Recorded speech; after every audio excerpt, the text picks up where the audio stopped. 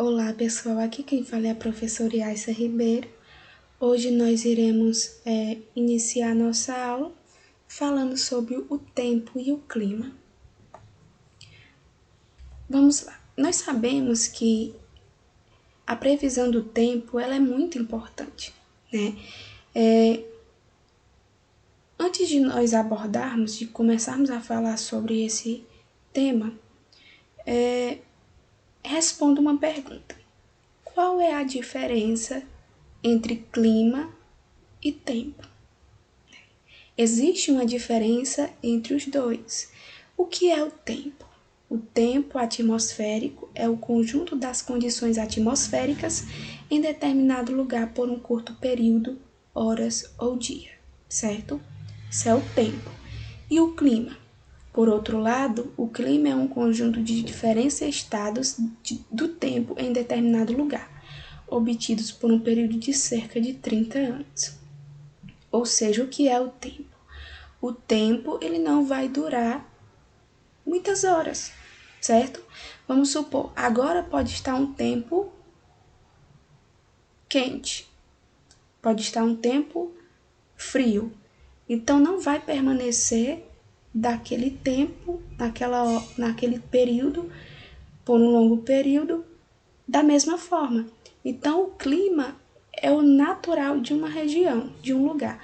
Vamos supor, nós moramos em um local, nós moramos em uma cidade onde o clima da nossa cidade é um clima quente, certo? O nosso clima é um clima quente, um clima de verão. Então, pode ser que chova? Sim.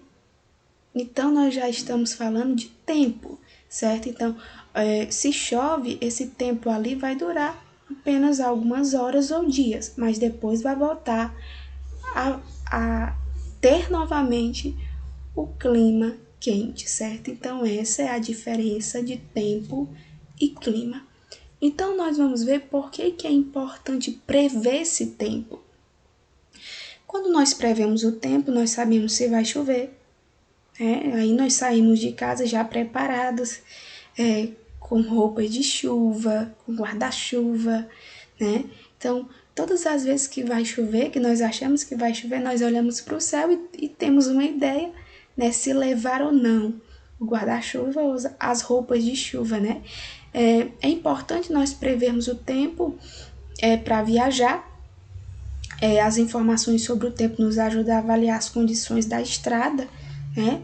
Quando vamos fazer uma viagem, que muitas pessoas preferem, claro, não realizar uma viagem quando o clima está chuvoso, porque vai molhar a pista e pode causar mais acidentes, né? Porque a pista vai estar molhada e pode deslizar os pneus.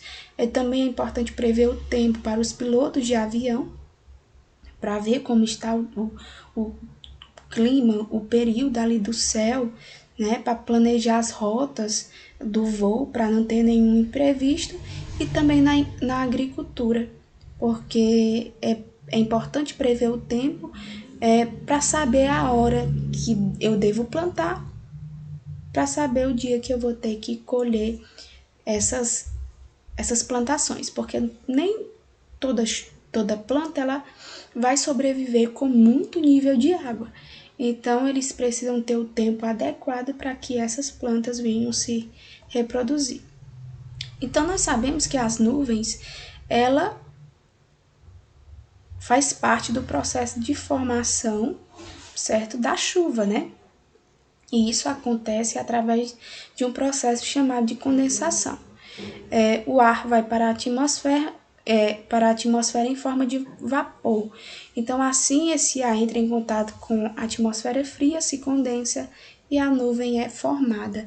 Então, nós vamos ver que existem vários tipos de nuvens, né? E muitas vezes nós só olhamos para o céu e nem conseguimos ver que essas nuvens elas estão diferentes, né? Notar. Mas nós temos as nuvens chamadas cirros, que ela possui aparência branca, fina e alongada. Nós temos aí o exemplo. Nós temos a chamada de cúmulos, que são mais comuns, que é a que nós vemos mais no nosso dia a dia, que elas são vistas com mais frequência em dias de sol. Elas têm o formato e são conhecidas como nuvens de algodão, certo? E nós temos estratos que cobrem todo o céu e formam camadas uniformes, né? Eu acredito que muitos já tenham visto as nuvens nesse formato. Nós temos também a cumulonimbus, que são visíveis quando há o aparecimento de tempestades, com trovões, granizos e aguaceiros. Então, essas nuvens elas são formadas por água excessiva, né? Água em estado líquido, claro e frio.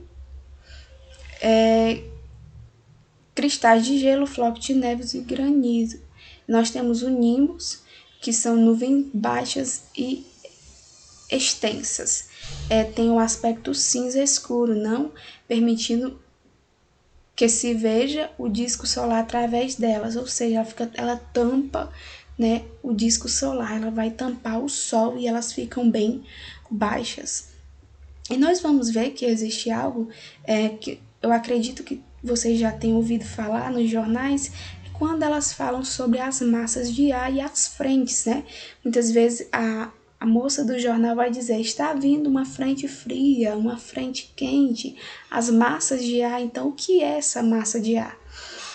Gente, uma massa de ar é formada por um imenso volume de ar atmosférico, com condições de umidade, pressão e temperatura próprias, que podem se estender por centenas de quilômetros quadrados e milhares de metros de altura. Então, o que é a frente? A frente é o encontro de duas massas de ar com características de temperatura e umidade do ar diferentes. Forma-se uma frente que é a região de contato de duas massas de ar, ou seja, quando duas massas de ar se encontram, elas formam uma frente, que é o que nós vamos ver.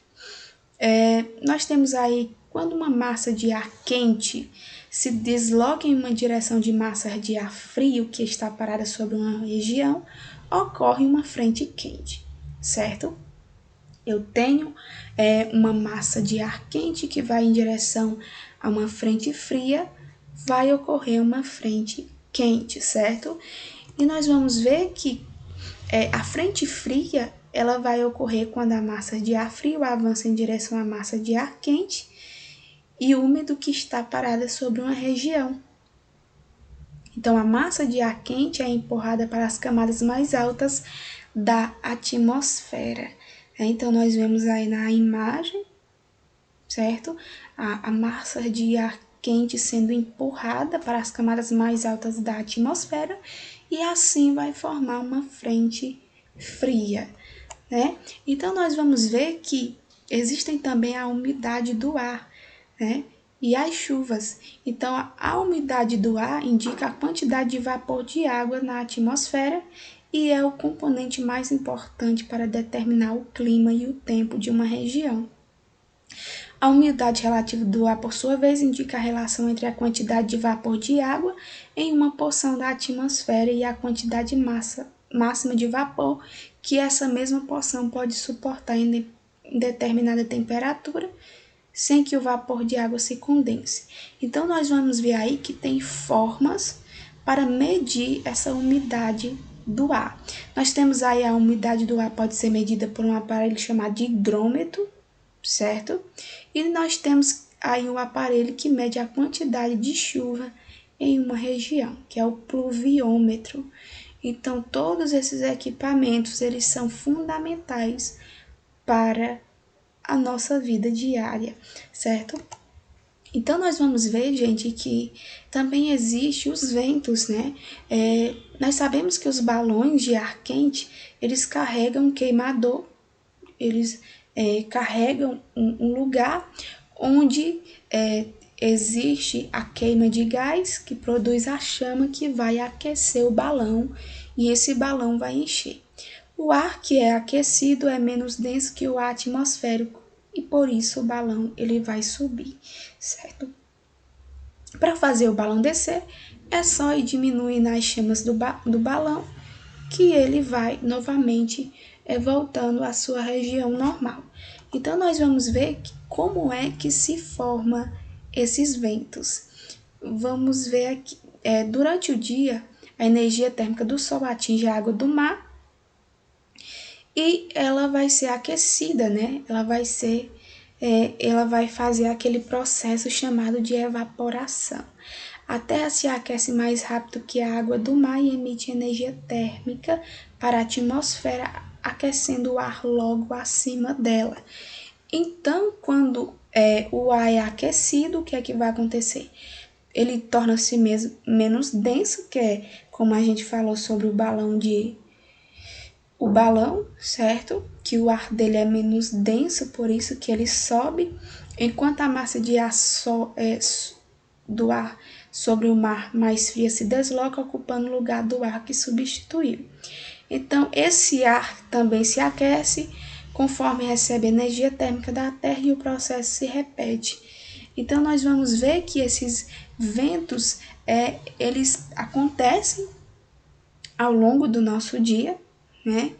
Então, nós sabemos que esses ventos, eles podem ser normais, mas existem casos que eles trazem perigos, né? Que é o caso dos ciclones tropicais, certo? E nós vemos aí a figura de um ciclone, chamados furacões, né? E tufões, podem ser chamados também assim.